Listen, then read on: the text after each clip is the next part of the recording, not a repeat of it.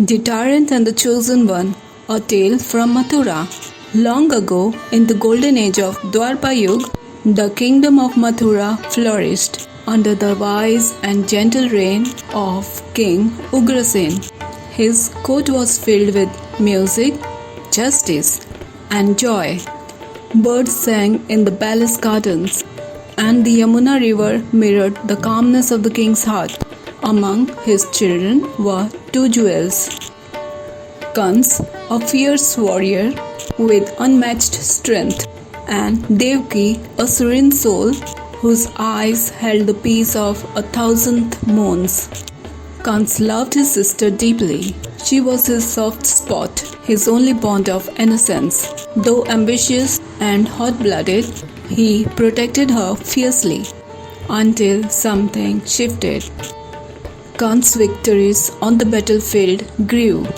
With each drop of enemy blood, his pride swelled. Whispers began. He is greater than Ugrasen. Why serve a weak old king when Kansa could rule? In secret, Kansa met with sorcerers and asuras whose dark arts fed his ego and poisoned his mind. One night, under a blood-red moon, Kansa stormed the royal court. He dragged his own father Ugrasen from the throne and declared, "The age of mercy is over. Mathura needs power. I am the new king." Chains clinked as Ugrasen was thrown into prison, the echo of betrayal lingering in the palace halls. Devaki, now newly married to the noble prince Vasudeva, was torn. Her beloved brother had turned into a tyrant, while her father sat in chains. Yet she remained silent, caught between blood and dharma.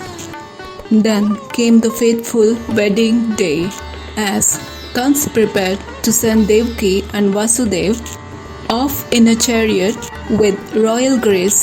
A divine Akashvani, celestial voice, thundered in the sky.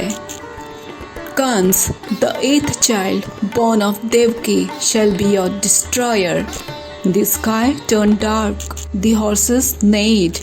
Time stood still. Kansa's heart raced, not with fear but fury. In one swift motion, he drew his sword, his eyes wild with madness. "If she is the mother of my death," he growled, "then she must die now." Gasps erupted. Devaki froze. But Vasudeva, with tears in his eyes and hands raised in surrender, said, "Kansa, take our children, everyone that is born, we will give to you, but spare her." Kansa, cunning and cruel, agreed.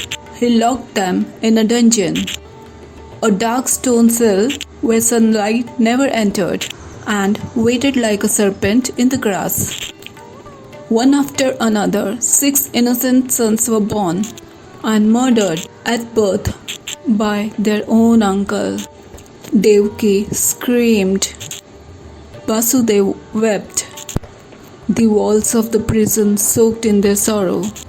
The world watched silently, yet destiny was weaving its web. The 7th child, by divine will, mysteriously vanished from Devaki's womb and appeared in Rohini's, another wife of Vasudeva, far away. That child was Balaram. And then came the 8th night. A thunderstorm raged. The earth trembled. In the darkest hour before dawn, Krishna was born. With a radiant glow, a smile on his lips, and a peacock feather in his dark curls. The chains on Vasudeva's hand fell off. The prison doors opened silently. A divine voice whispered, "Take your son to Gokul. Leave him with Yashoda and Nanda. The world needs him, but Mathura is not yet ready." Through the storm and flooded Yamuna, Vasudeva carried the divine child in a basket. Serpents shielded him. The river parted. The universe conspired to protect its chosen one. Krishna grew far from Mathura, but Kansa's dreams were haunted. He saw a blue-skinned boy dancing on a serpent. He heard laughter that shook his throne. He saw the end in his sister's child. And yet he could not stop what had already begun. Because when tyranny rises, divinity must be born.